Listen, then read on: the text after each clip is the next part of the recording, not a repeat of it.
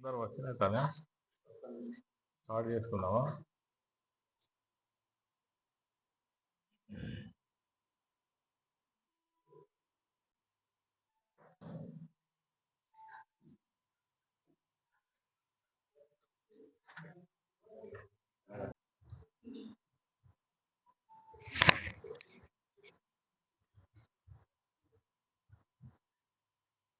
అసలు ఏం జరిగింది ఈ సోషల్ వెల్ఫేర్ ఇతర డిపార్ట్మెంట్లలో? 2-3 వాస్తవాలు నేను మీ దృష్టికి తీసుకొస్తా. వీటికి ఇప్పటికైనా గౌరవ social welfare minister, BC welfare minister, minority welfare minister వాళ్ళ దగ్గర ఏమైనా ఆధారాలు సమాధానాలు ఉంటే ఇప్పటికైనా బయట పెట్టమని నేను డిమాండ్ చేస్తున్నాను. 2-3 సూటి ప్రశ్నలు అడుగుతున్నాం, దానికి సమాధానం చెప్పాలి. గతంలో మా ప్రభుత్వం ఉన్నన్ని నాళ్ళు జిల్లా కలెక్టర్ల ఆధ్వర్యంలో ఈ డిస్ట్రిక్ట్ ప్రొక్రూట్మెంట్ కమిటీ ద్వారానే ఈ కొనుగోళ్ళన్నీ జరిగేది, ఏ జిల్లాకు సంబంధించినటువంటి ఆ జిల్లాకు. మరి ఒక్కసారిగా వీటిని ఈ ప్రాజెక్ట్ మానిటరింగ్ యూనిట్ ద్వారా ఎందుకు మీరు మార్చాల్సి వచ్చిందనేది నెంబర్ 1. ఈ మార్చడం వల్ల ఏం జరిగింది? ఈ జిల్లా కలెక్టర్ల నేతృత్వంలో ఉన్నటువంటి ప్రొక్యూర్మెంట్ కమిటీ చేతిలో నుంచి ఇది గ్లోబల్ టెండర్లకు వెళ్ళిపోయేటువంటి పరిస్థితి పిఎంయు ద్వారా వచ్చింది. ఇది ఎక్కడ? గురుకుల పాఠశాలలు, సంక్షేమ హాస్టళ్ళు, ప్రభుత్వ పాఠశాలలు, పేద వర్గాలు చదువుకునేటువంటి పేద వర్గాలకు చెందాల్సినటువంటి ఏవైతే ఈ నిధులున్నాయో వీటిని ఖచ్చితంగా ఒక కేంద్రీకృత టెండర్ ప్రక్రియ ద్వారా వీటిని పెద్దవాళ్ళకు కట్టబెట్టాలనేటువంటి ప్రయత్నం కొట్టొచ్చినట్టుగా జరిగింది. అది కూడా ఈ పిఎంయు ద్వారా. అదేవిధంగా జనరల్గా టెండర్ ప్రక్రియ ఎట్లా జరుగుతుంది? టెండరు జారీ చేసే ముందే ప్రభుత్వం యొక్క రేట్లు కానీ దాని నాణ్యత కానీ ఇవన్నీ కూడా టెండర్ ప్రక్రియలో పెడతారు.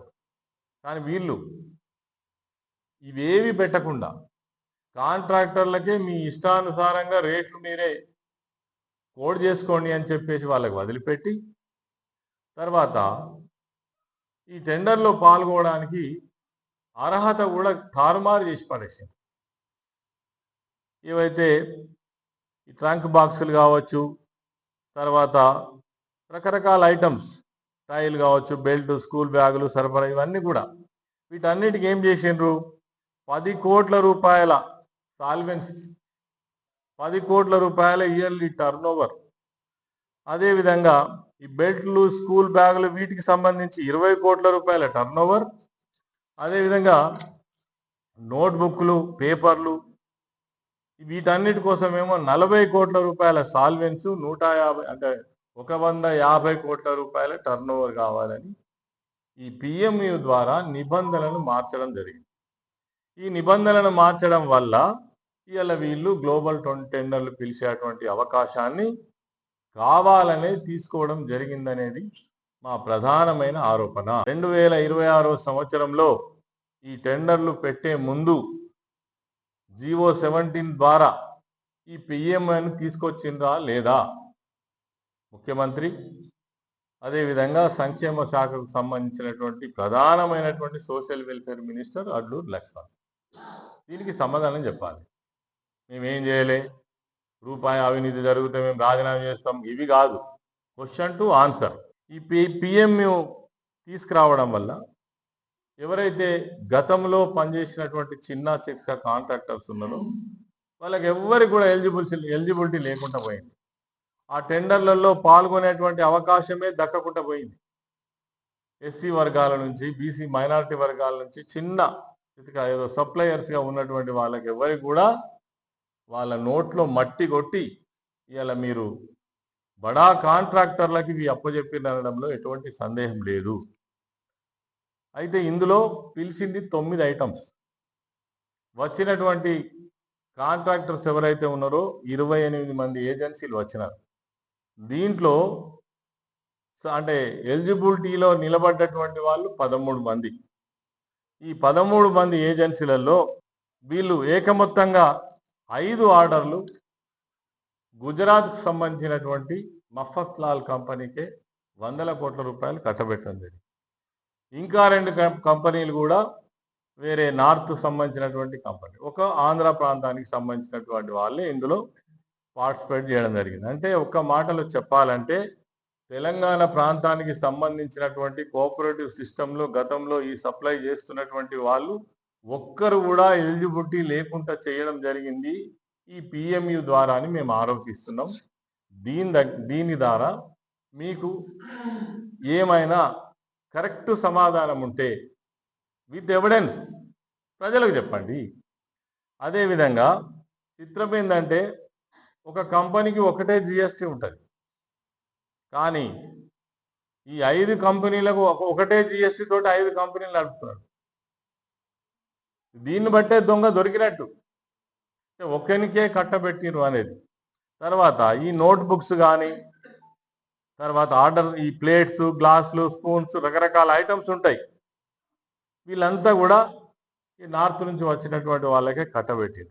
ఏకమొత్తంగా ఒకే ఆర్గనైజేషన్కు 1200 కోట్ల వర్క్ ఆర్డర్లలో 1100 కోట్ల రూపాయలు మరి ఒకే సంస్థకు మఫత్లాల్ గుజరాత్ కంపెనీకి కట్టబెట్టడం జరిగిందని మేము ప్రధానంగా ఆరోపిస్తున్నాం. ఇది ఆరోపణ కాదు, నిజం.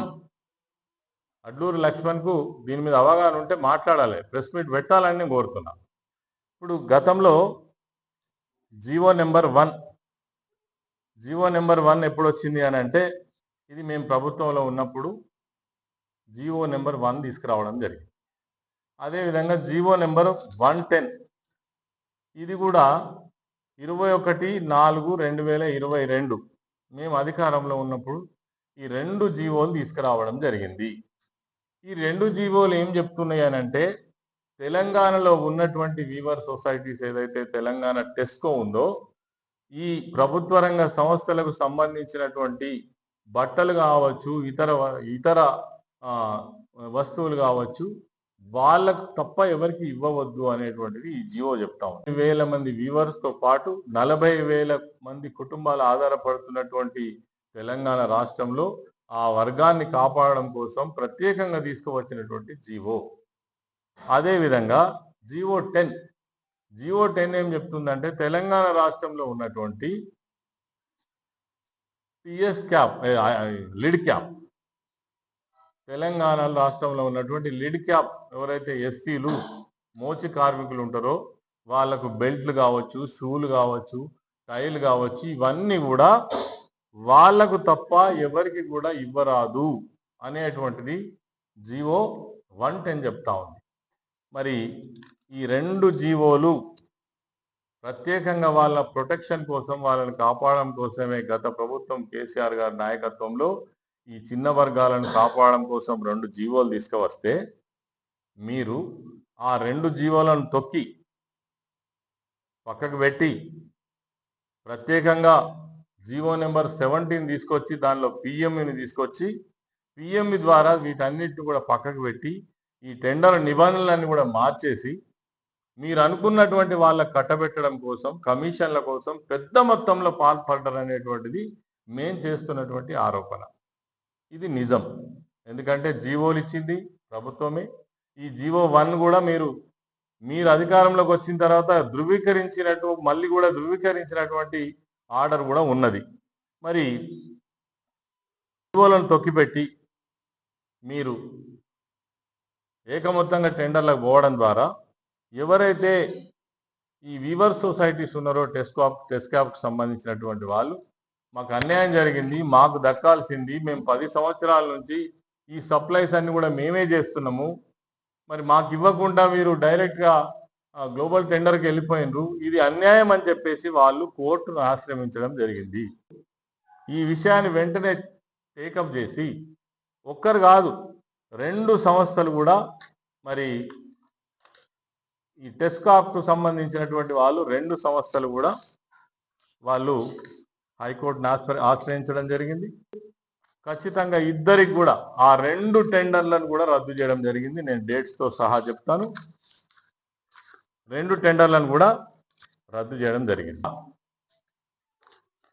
అదేవిధంగా హైకోర్టు జీవో నెంబర్ 110 విరుద్ధంగా 2026-27 విద్యా సంవత్సరానికి అవసరమైన స్కూల్ బ్యాగులు, షూసు, సాక్స్, టైలు, బెల్ట్లు కొనుగోలు ప్రభుత్వం జారీ చేసిన ఓపెన్ టెండర్ను హైకోర్టు రద్దు చేసింది. నేనంటున్నా లక్ష్మణ్ కుమార్ గారు జవాబు చెప్పాలి. ఈ జీవో 1 ఉన్నది నిజమేనా కాదా? జీవో 110 నిజమేనా కాదా? ఈ 2 జీవోలు ఉండగా మీ ప్రభుత్వం, మీ ముఖ్యమంత్రి కావచ్చు, నువ్వు కావచ్చు, మళ్ళీ జీవో 17 ద్వారా పిఎంయు ఎందుకు తీసుకొచ్చిండ్రు?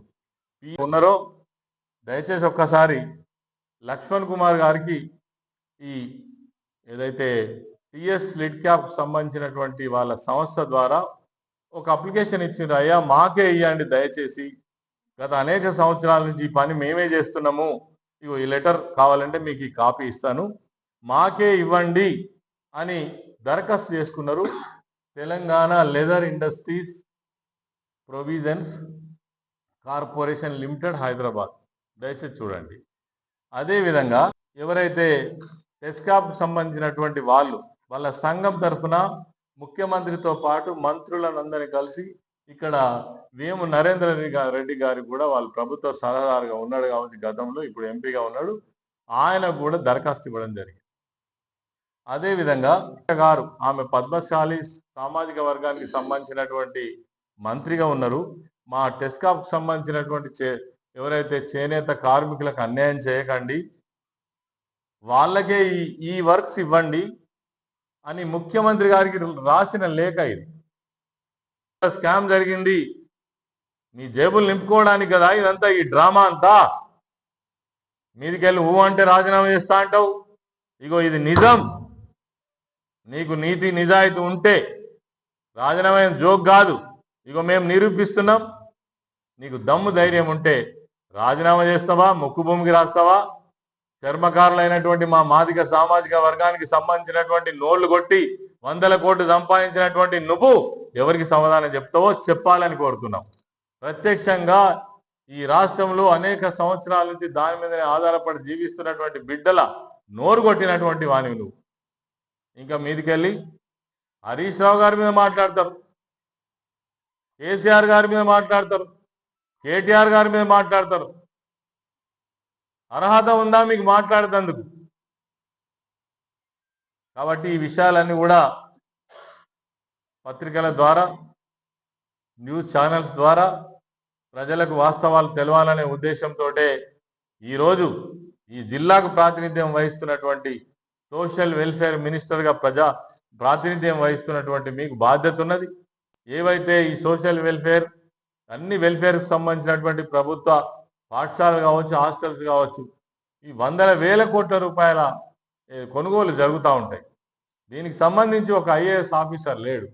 మీకు ఇష్టం వచ్చినటువంటి ఒక సామాన్యమైన ఆఫీసర్ను పెట్టి మీ ఇష్టానుసారంగా ఇవాళ ఈ టెండర్స్లో మరి కుంభకోణాలు చేసి ఆర్థిక లావాదేవీలకు పాల్పడి ఇష్టారాజ్యంగా మీరు దోసుకోవడం జరిగింది. ఇవన్నీ కూడా నిజమని మేము నిరూపిస్తాం.